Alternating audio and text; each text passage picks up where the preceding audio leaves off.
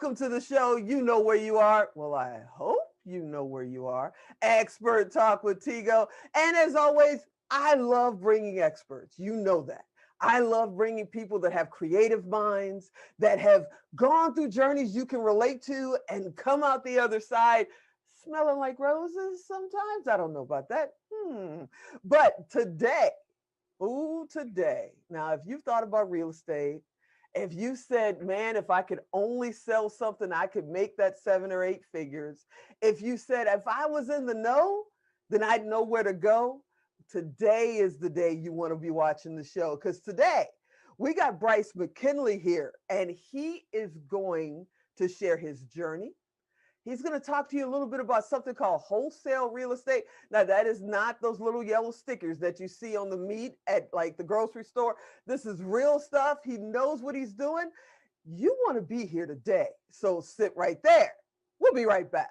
Expert Talk is brought to you in part by PodNation TV, the podcast to broadcast network.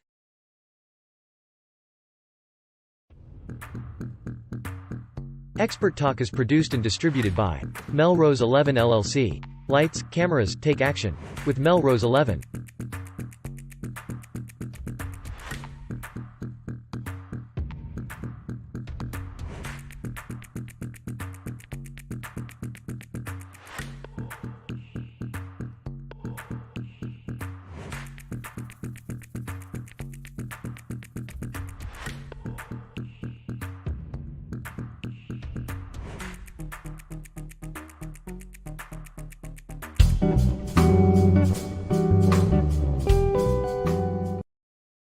Hey, Bryce, welcome to the show.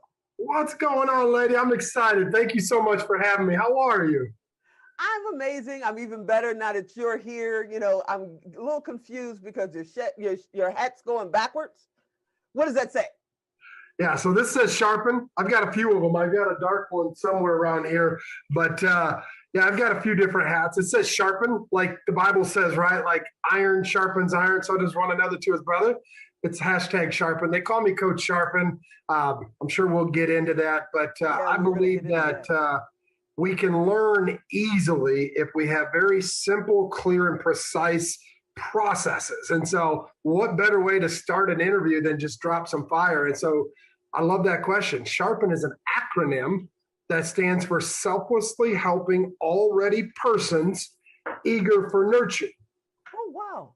Yeah. And so I do a lot of live streams and live content. And so when I do, it actually reverses. And yeah, that's what that's for.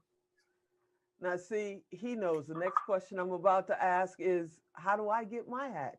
I mean, you can't share that and not give me a hat. What's going on? How do I get my hat, Bryce? What's up? I think the store that I got it is called Lids. I created a really good relationship with the hat guy at the mall, and now every 3 months I just go in and get a new supply. So he's got my pattern. I don't sell them. It's really just for me and my content, and that's about it. I'm thinking you need to do like Sharpen E or something with a little hyphen or whatever, and then we could be all part of your tribe, just kind of like some sharpeners kind of thing. Yeah, something like that. Sharpeners, Sharpen Junior, something, so we can be a part of your tribe, because you know that, we're raving fans. I know I'm a raving fan. We had the opportunity to speak not too long ago, and your story is amazing. And I said, I've got to get this guy to come on the show. And thank you so much for coming on. Let's talk about it. Let's talk about the fact that there's somebody sitting at home right now that's going, yeah, I've heard of that guy. He's one of the top, coaches in the world. I've seen him here or there. I've been in events where he's been on my stage, blah, blah, blah. I can never be that guy. I didn't have a silver spoon when I grew up. I didn't have, Ivy League schools when I grew up. I can never be Bryce. They don't really know you, do they?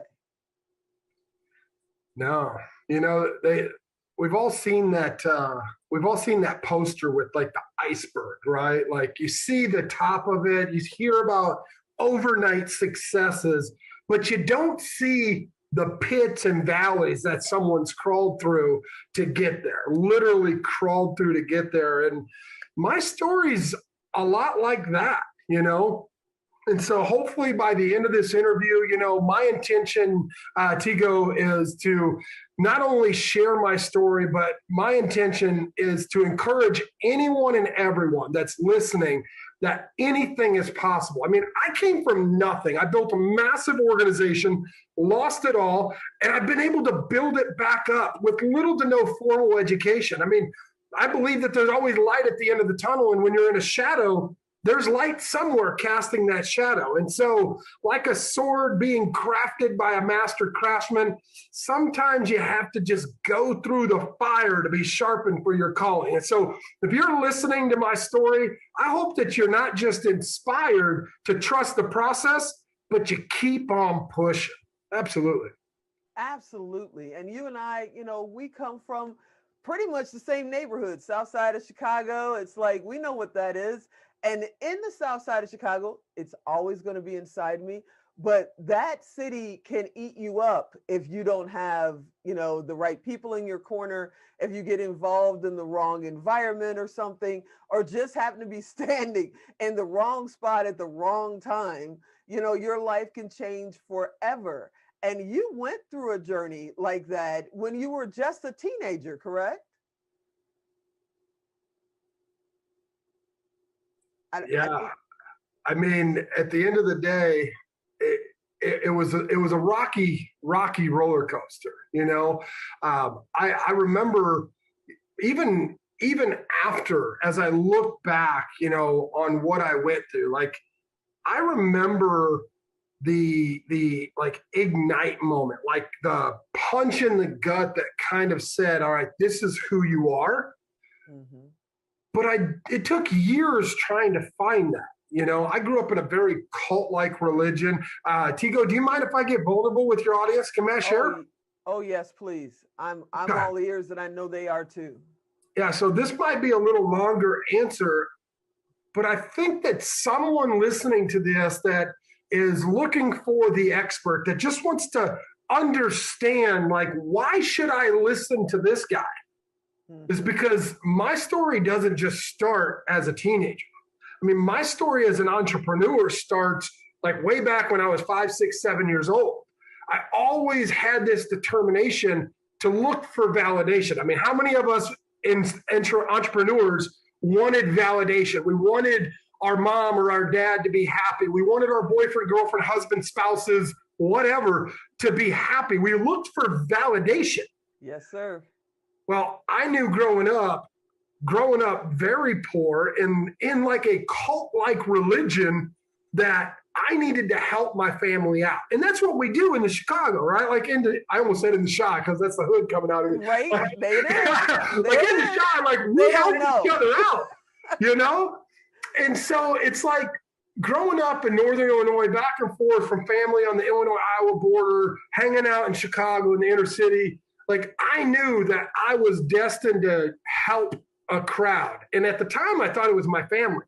And so while I looked for validation from my parents, like, hey, am I doing a good job? Hey, Dad, come out and play. Like, no, go play. I got work to do, kind of thing. Dad's working 2, 3 jobs. Mom's babysitting in the afternoon and working a job in the morning when me and my brother went to school. I wanted to help. And so my journey in entrepreneurship and in my expertise, and I'm sure we'll get into it, which is really sales and persuasion, started out like 7, 8 years old. Wow. And I begged my parents for an opportunity to get a job. I wanted to be a paper boy, like the dream, right? Everybody wanted to be a paper boy back in the 80s, late 70s and 80s, right?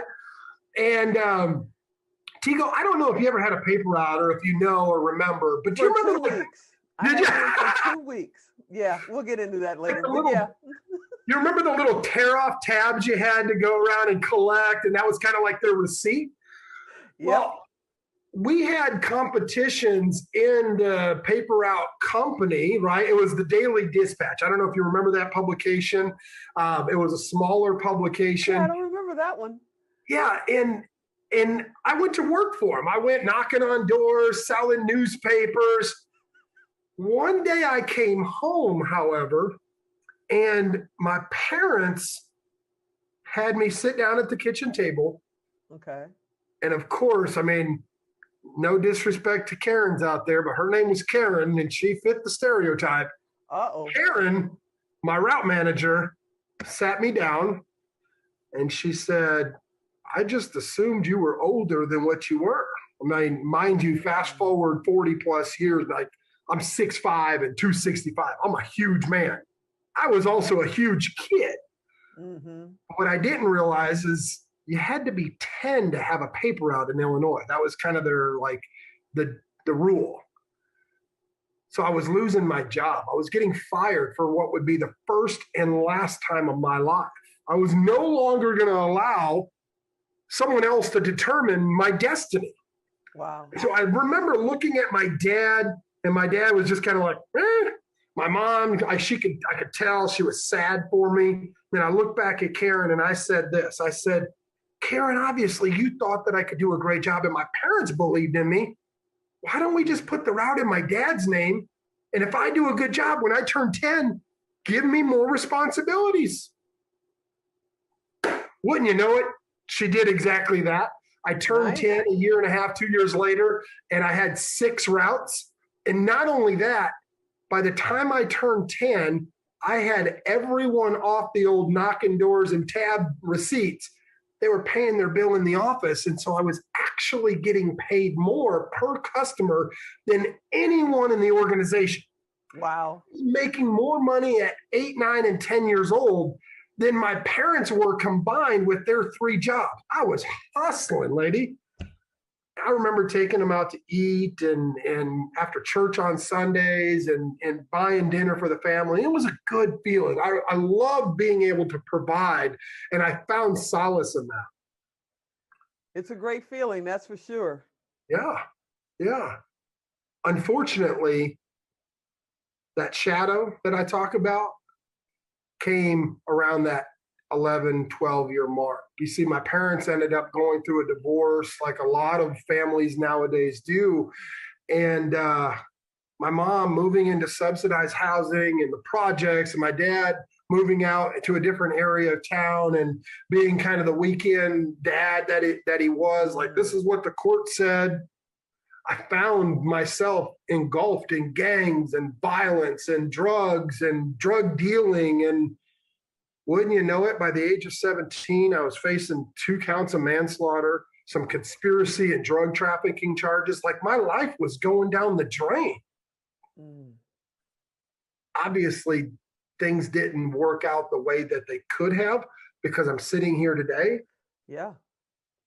I had an opportunity. Yeah. I'm too blessed to be stressed, as Manny Lopez would say, right? Like, I'm too blessed to be stressed, because I'll never forget hearing the sound of the gavel when the judge said that my cases were dismissed due to some technicalities. I shouldn't be sitting here. I did what they said that I did. Wow. But they found no fault. And I was released. And I'll never forget, my uncle grabbed me by the ear, took me out of the courtroom and said, "You're going to live with me." And that's really where my professional and corporate life kind of started taking over, because I was blessed not to have any felony convictions. I had a second chance at life. And my uncle moving me out to where he was from, or where he was living, which was Davenport, Iowa, on the other side of the Illinois border, he put me to work, detailing cars at a car dealership, watching fast money and good cars and good money and fast cars, however you want to look at it. I knew that I could do what they were doing. And so I begged and I begged and I begged and I begged and I begged my uncle for this opportunity.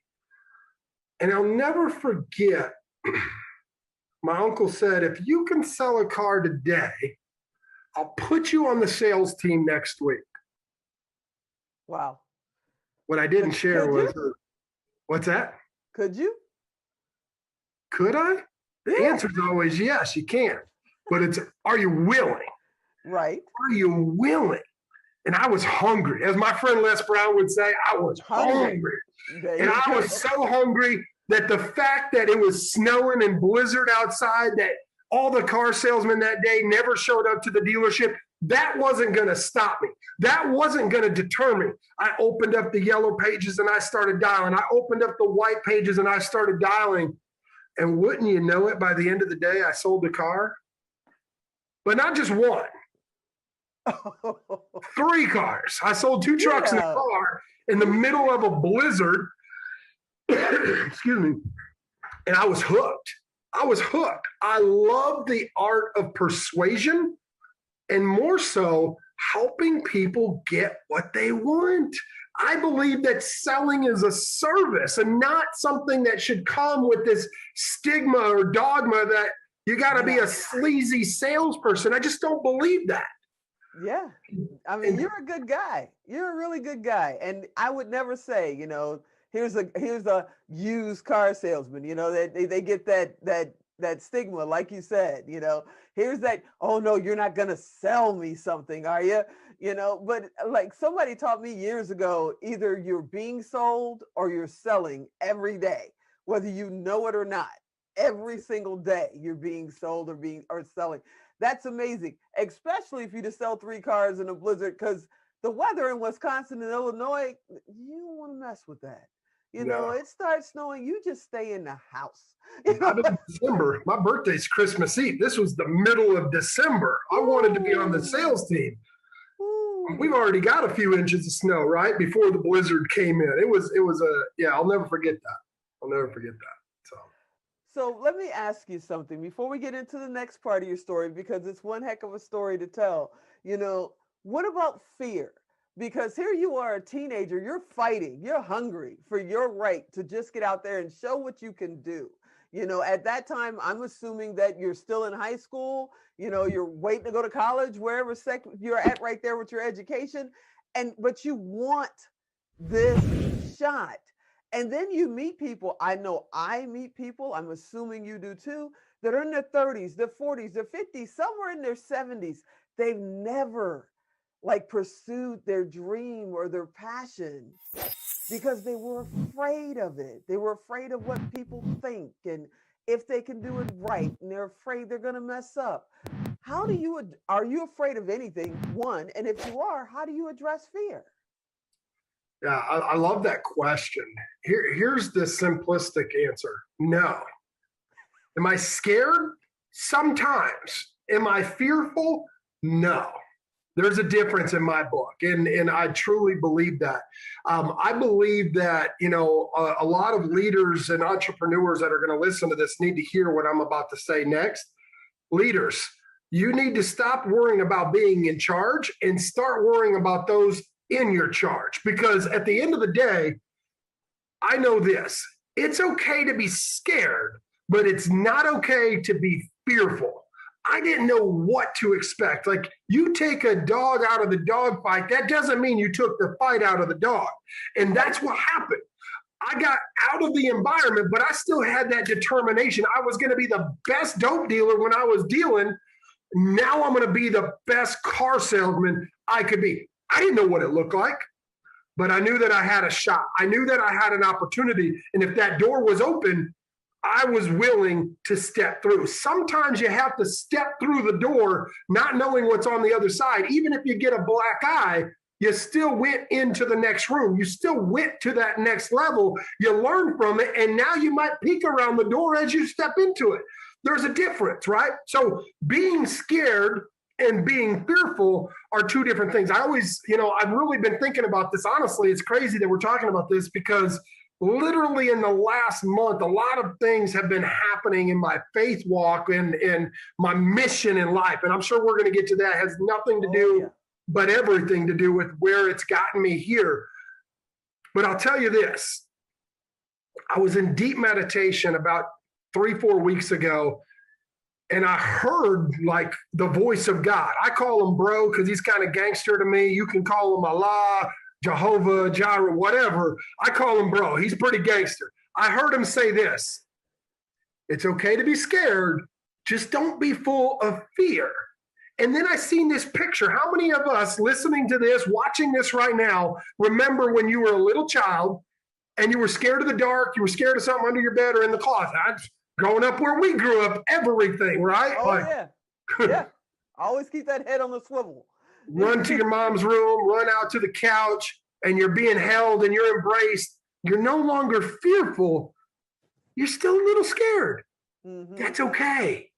That's okay. Knowing that you're safe and being scared is okay. But not allowing fear to dominate will allow you to step out on faith. And when you get to the other side and you look back, not too bad. Not too bad. So that's how I look at life. I look at things like, I'm okay. Sometimes I'm scared.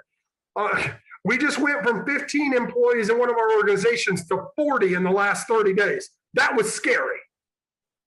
I knew it had to happen. I heard this man say in one of his organizations, 15 to 40. We're going to get to that. We're going to get to his story. But I just want y'all to understand what the man is talking about. Okay, go ahead, brother. Keep going. Yeah, so I don't live in fear. I live in faith, and faith drives me to push through being scared, right?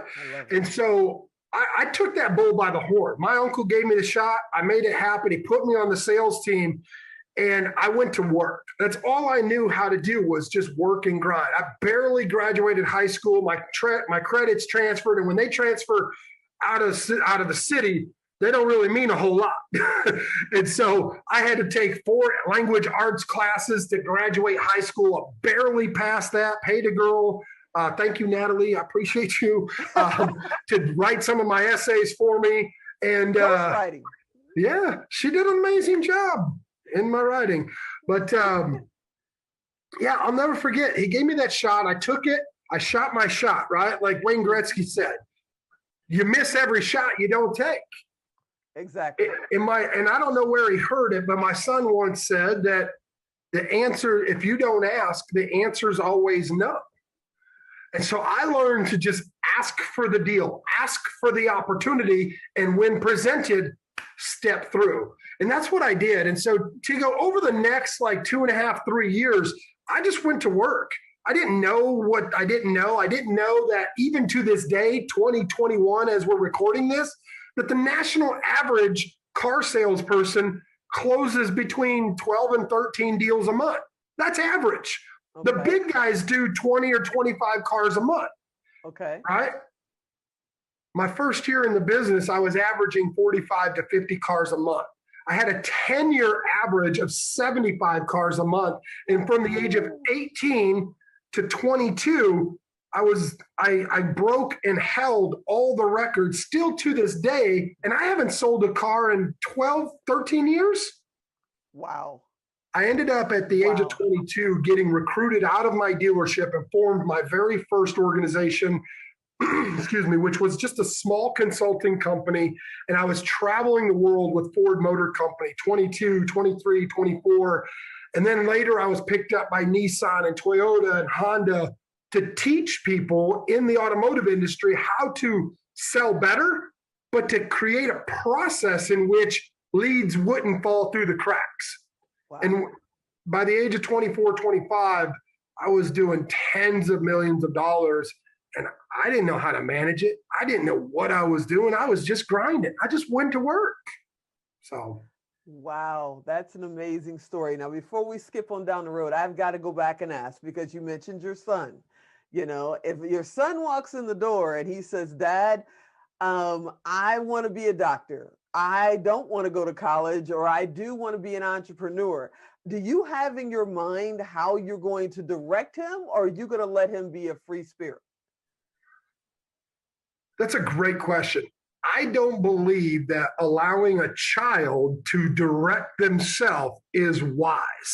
You know, whether you believe in the Bible or not, the Bible says it's the best all-time selling book of all times, still is, still will be, in my opinion. It will continue. The Bible says, and I use this thing as like a training manual in my family. The Bible says, raise a child in the way that it should go, and it'll never depart from them. Sure, they're going to make mistakes. That's going to happen. But I think my lucky stars that even while my parents were not perfect, they gave me the foundation. And so letting my child be a free spirit and pick their whatever, I'm not going to go into all the politics, but pick whatever they want to be professionally and personally and physically, like That's just not wise. That's not wisdom. They don't know what they don't know. I mean, you look at a toddler, right? Like they know the living room floor, and when they bump their head, oh, there's a coffee table. Why would I let the 2-year-old decide what they want to do with their life? Fast forward to 10. Oh, there's a street and a block around the corner. Now I got 3 or 4 blocks I can go around my neighborhood. Like, why would I let that 10-year-old decide what they're going to do? Am I going to support them? Sure. How do you best support the people you love? By chastise, discipline, and asking better questions. Wow. You want to be a doctor? Tell me more about that. What type of doctor do you want to be? Veterinarian. That's exciting. Is that because you want to deal with animals? Well, no, they make a lot of money. Make a lot of money. Yeah, I could see where that would be rewarding. Let me ask you, have you read anything about what you have to study to become a veterinarian? Do you know how much school you need to take? Medical school too. I'd be willing to overwhelm them with all the facts and then let them make an educated decision. But at age 10, not happening. I mean, this kid's done over $20 million in the last 3 years, and he just quit the last 9 months. I'm not going to make him do something he doesn't want to do, but I'm sure as heck not going to let him do whatever he wants to do. There's a difference. I am loving it. So let me ask you this one.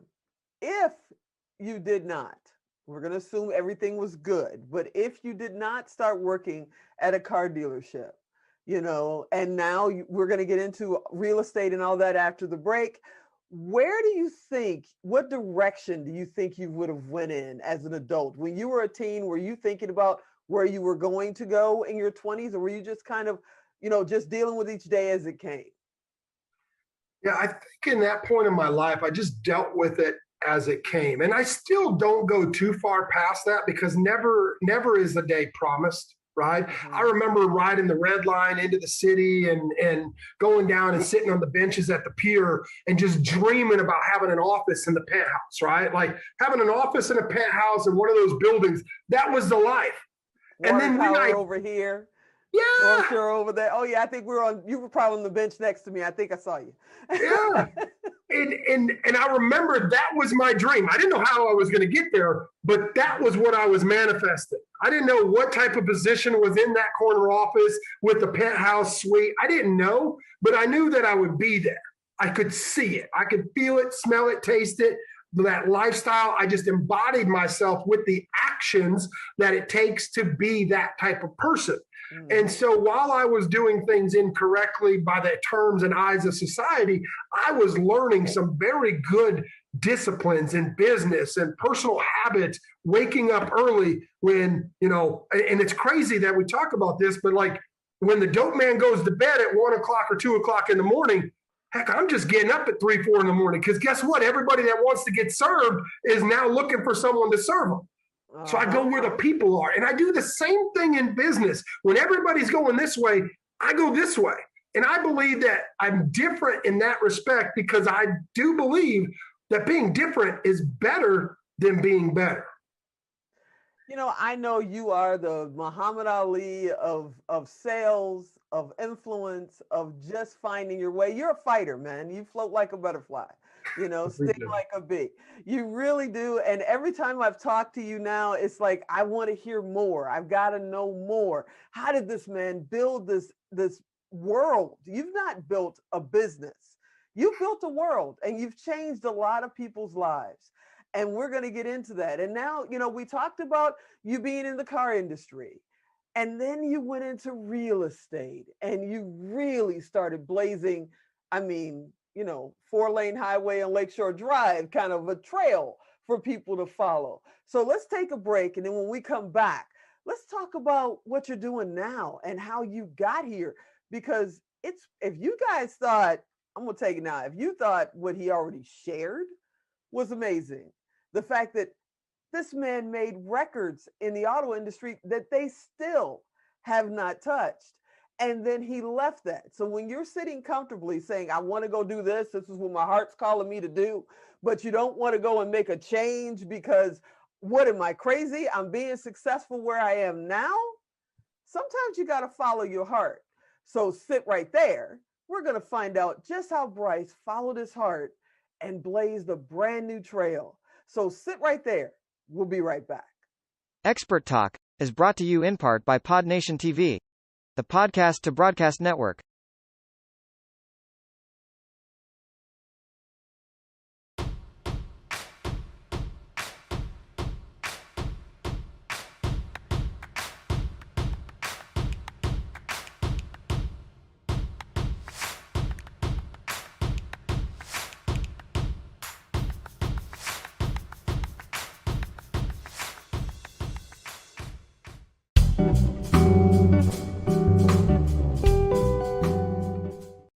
Hey, welcome back. And you guys know where you are, Expert Talk with Tigo. And we're in the middle of talking with Bryce, and he's shared his journey to this point. And you might get this idea, well, this guy's just lucky. This guy makes it happen. So let's talk about it, Bryce.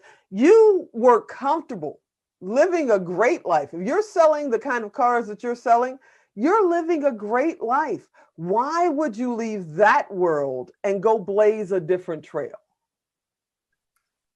Yeah, that's a great question. You know, it's a little sombering as I think about it because I remember the moment vividly. The night was hot, the air was dense, my emotions were raw and ragged. I had just gotten off the phone with my brother. We were going to start a new business. And I had used my 40 cal before, and it had never jammed. And it had never jammed since. But on the night that my life would be changed forever, I sat in the front seat of my car that had been my home for the previous 9-10 months. And with my infant son sleeping in his car seat behind me, the gun I had, pointed it in my mouth, pulled the trigger, not once, not twice, but 3 times.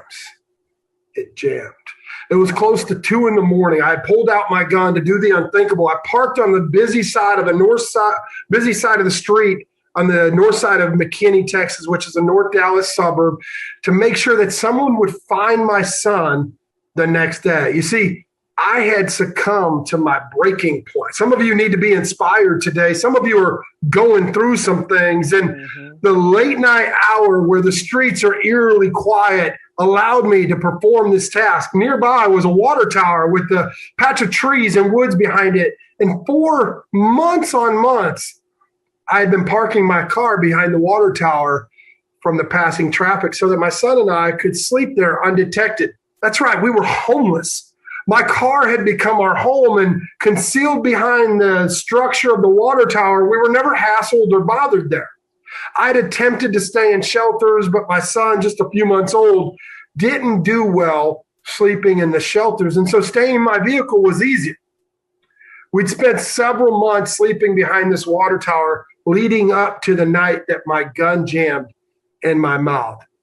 And that night, September 28, 2011, I'd just gotten off the phone with my brother. We had been discussing this new business. Things are feeling good. We're on a high note. We were positive about what we were going to be doing. But literally within 20 minutes hanging up the phone, my mindset shifted back to my current and desperate reality. Homeless, penniless, in a nasty custody battle with my son's biological mom. Months of court battles, lawyer fees had burned through my savings, and I sunk into like deep feelings of just giving up. You see, life had hit me hard. My world was crumbling, and everything going forward just felt too difficult to overcome. Wow. With $32 left in my pocket, I used a tattered piece of paper. I think it was even a napkin. I wrote a letter to my son. I wrote a letter to my mom saying I was sorry. I just couldn't do it. Please forgive me. And then I took my car out into the busy street, knowing that somebody would find it, find my son, find mom's contact information. And like a robot on autopilot, I pulled my gun out, put it in my mouth, cocked it, pulled the trigger. It jammed. You see, a lot has to happen to a man in that moment. Memories and priorities, purpose, regrets, anger, sorrow, and the fragmented feelings of God all come rushing in within seconds, right? Yes, sir. And with my life flashing before me, I instantly was reminded of my childhood. You see, Remember, I told you I grew up in a very strict, like cult-like religion, a lot of man-made doctrines. And despite the strict disciplines, I learned a lot of great work ethics. I learned high moral values when I was 11 and my parents separating, and the drugs and the gangs and the violence, like a disarray, constantly just growing up, fighting to survive. You see, I told you about my journey from 11 to 17. I told you about my journey with my uncle taking me in. Yeah. That's when I learned that service is selling and mastering the art of conversation. You see, the success that I had going from one Ford dealership to the next, right? Like when you drive by the Ford dealership and you see the 5-star certification, that's my training program. Oh my goodness. Wow. But that success not only catapulted me to the top of my industry, winning several prestigious awards, multiple other companies hiring me for 7- and 8-figure contracts. Like, I had been dealing with the love of my life, all the cars, all the toys, everything. I married a woman that I had known all my life. My wife's mom was my Sunday school teacher growing up. Like, wow. We didn't have a traditional relationship. It was open because we didn't really believe in anything conforming, confining, or following any rules. And so while technically we were only married on paper for a little while, we had known each other all of our lives. And so while I grew this $10 million, $20 million, $50 million company consulting with these companies and organizations in and around the automotive industry, like, we were just working. Mm-hmm. She had 5 brick and mortars, 2 salons, and 3 childcare facilities. Like, we were traveling, indulging and overindulging in everything we wanted in life. I'm 24, 25 years old, spending like crazy. I had a $300,000 boat I was driving once a year just for the heck of it. Between the contracts I had and her businesses, I mean, we were doing upwards of $60+ million a year between the two of us. And that's when everything came crashing down. You see, my wife had a baby with another man, and I didn't really see it as betrayal, because we had an open relationship and I accepted that it had happened. But sadly, the baby ended up becoming ill. He was about 5-6 months old, ended up in the hospital, and the doctors mistakenly put a do not resuscitate order on him. It was supposed to be on the other baby in the same room. The doctor panicked when our boy started fixating on his vomit and didn't resuscitate him, rather chose to smother him. And so over the next year and a half, we went through countless legal depositions and lawsuits. It was emotionally and financially draining. And despite the loss my wife was going through, all I knew how to do was keep working. Mm-hmm. And so while my wife managed her stress and depression, of course I was a hard worker. I just wasn't a great husband. And when the baby passed, my wife struggled to cope with this loss. And so what did I do? I just worked to deal with the problems. And Friday, June 13th, 2008, I'll never forget, I got the phone call that everyone dreads. She too had passed. It was in that moment that I lost it. I checked out.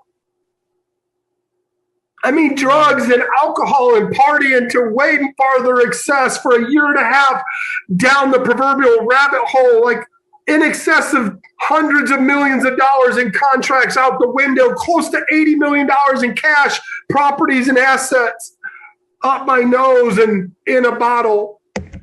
Wow. It took a few years to recover, get back on my feet, but I'll never forget 2010. I sobered up when I got that call from the girl that I'd been having a fling with. She said she was pregnant. So I sobered up. Our son was born in November. She moved to Dallas in January for a contract that I had negotiated. We were going to do this. We had this. We could do this. It's no big deal. There's light at the end of the tunnel. There's light casting the shadow. I needed to find it. But within a month, I realized she had never actually sobered up. I came home one day and found her in the bed, passed out, possibly overdosed. Our baby, who was just a couple months old, on the ground, screaming and crying. There's pills and bottles everywhere. Why? Mm-mm. I picked up my boy, and what does every good gangster does? Covers his tracks. I put him back down. I took pictures, packed a bag, went to a hotel, and that Monday morning, I would file for custody. My last $100,000 in the bank went to fighting for custody of my boy. And due to the drama and all the fighting in court, I ended up losing my contracts down to just $32 and no longer able to afford a hotel. My son and I found ourselves homeless, sleeping in my car. Everything was really just an emotional blur. And then came that moment by the water tower. And I remember, Tigo, fighting with the idea of what I was going to do, both internally and externally, as I pulled the trigger not once, not twice, but 3 times. The gun jammed and the bullet didn't come out. And I remember thinking, this is crazy. Like, what the F? Come on, God, show up. Did show up. That's what that was. My son asleep in the back seat, right? I got out of the car and I started screaming and yelling at God. Exactly. I literally said, F you, show up, God. I was so pissed and furious at what I thought was who was my savior, my deliverer. And looking back on it, I see what God did for me. It was a blessing, yes. But at the time, I was in agonizing rage that God wouldn't just let me succeed with my plan, not his, my plan, not his. Mm-hmm. My emotions felt like razors in my heart and gutted with grief. I knew that when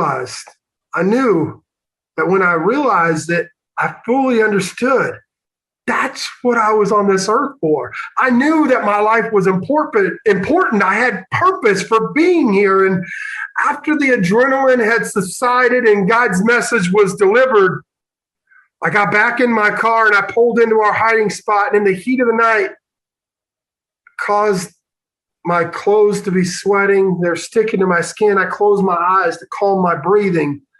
And I heard my son's voice. Even though he was a baby, sleeping undisturbed in the back, I heard him speak to me. I know babies don't talk at that age, right? Just a few months old, but I heard his voice so loud and clear. It's the same voice that he uses today when he yells up the stairs like, "Hey, Dad, can I go outside and play?" In that terrible yet life-altering moment, I heard his child-filled, child-faith-like voice speaking directly to me. And the voice said, "Daddy, everything's going to be okay." Wow. As if he was wide awake, confident young boy just speaking loving, encouraging words to his dad. And transfixed on this message, I turned around and saw this boy just sleeping. I can honestly say, like, I felt his presence, like the caring child that would later enrich my life and many others, becoming my best friend, was right there with me in spirit and strength. And he reminded me of my worth, but more so my abilities. And I knew that instantly giving up was not an option. I fell asleep. I really don't remember the next few hours, but I woke up to a call from Wells Fargo Bank saying that I had some fraudulent activities on my account and I needed to come in and verify them. Okay. Old client wired me money. An apartment complex called me a couple hours later after leaving the bank. "Hey, we got a place for you if you're still interested." I went out to my car and I'm just crying and I'm in thanks and everything just started snowballing. And I'm like, all right, I'm good. I'm comfortable.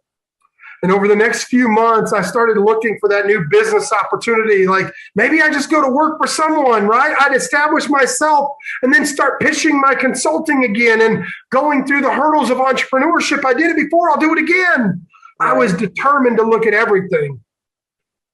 And that's when I found real estate. That's when I found wholesaling real estate. I discovered some unique loopholes. And while dabbling around and watching YouTube, I started calling homeowners to see if they'd sell their house at a discounted rate. But I didn't have money to drive around Dallas-Fort Worth, so I did this over the phone and via email. And wouldn't you know, I conducted 23 transactions my first month, 37 my second, and that's when I knew I could build an empire in real estate. Put that in perspective, Tigo. Most people never do more than 10 transactions in their life in real estate.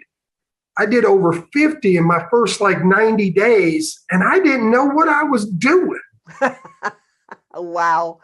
And here we are today. You fast forward almost 10 years. It'll be 10 years this fall. Fast forward, we've done a little over 10,000 transactions between my partners and I and our team. Just been blessed beyond your wildest dreams. Hired by Tony Robbins and Les Brown and Dr. Eric Thomas to teach my sales and real estate persuasion and process. I have no other words to say. I'm too blessed to be stressed. Man, you have a story that, when you look at your own life, I know when I look at mine, I hit brick walls. I hit one yesterday. I'm like, I'm done. I am done, and then I hear somebody like you and I go, okay, I can do this tomorrow. I can do this today. I'll get through this week. I'll work on next week. So I've got to ask, because I'm sure somebody out there is in their own dark space. And maybe they think there's no place to go, especially with COVID. We're quote unquote coming out of it. We'll see about that. But it's been over a year of, what do we do? What can't we do? Why can't we do it? We're fighting this demon that we can't even see. And they're going, maybe I want to be in sales. Maybe I need to go and see if I can sell cars, or maybe real estate is where I'm supposed to go. What advice would you give that person? How do they get started? Yeah, that's a great question. And I've learned to look at life knowing that I can overcome anything, and so can you. If Jonah can, if this guy can, or Bob can, Sally, Heidi, and Denise can, so can you. Find the story that resonates with you. But whatever you do, regardless of your circumstances, there's always a new or different perspective than the one that's holding you back. And I truly believe that life is filled with explanation. And so if you live life as if there's another explanation, you can see other massive opportunities with all kinds of possibilities. There's always light at the end of the tunnel. Yours may just be a little longer than some. And so think about it this way. When you're in that shadow and that light is casting the shadow, go look for it. Keep pushing, keep searching, trust the process. Let the fire inside of you sharpen your will, right? They call me Coach Sharpen. So my friend, sharpen your skills and know that the best work you can do is the work you do on you. Ooh, that's deep. That is so true. Yeah. That is so true. I know I've got to let you get out of here, man. I've enjoyed this. But before I let you go, please tell me what's next. What's coming up next for Coach Sharpen? Yeah, I love this question. And this is completely off of real estate. If you want to learn more about real estate, we can talk about that and what we've done and how we've done it completely virtual. But this is the curveball in the interview, Tigo. I believe that everything happens by putting it out there and letting it come back. And so I had a vision about 3 years ago that I was sitting on some sort of platform or speaking stage. And mind you, I've spoken with the greatest of the greatest minds in the secular business world, Tony Robbins, Ty Lopez, Dr. Eric Thomas, you name it, John Maxwell, out there, here in business. Mm-hmm. I had a vision about 3 years ago. I was on stage and there was millions of people and I didn't know what it meant. So I've been looking for clarity. And then about 3-4 months ago, I had another dream and vision that I was on the same stage, but now instead of seeing the big picture, it was zoomed in and there was faces and people crying out and weeping for something. I believe it was the man upstairs, and I just happened to be the vessel that facilitated that organization. And wouldn't you know it, last week, literally a week before this interview, I was coming home from a dentist appointment and I heard the same voice of God from my 10-year-old, now 10-year-old back under the water tower. I heard the voice of God say, it's time. And so what's next for me? Real estate is a vehicle. but I've got a list. I just made this list over the last few days. I've reached out to TD Jakes and Stephen Furtick and Tony Evans and Tim Keller and John Piper and Joyce Myers. I'm going to bring together the Pastors event. It's going to be the biggest, largest mastermind of pastors around the world.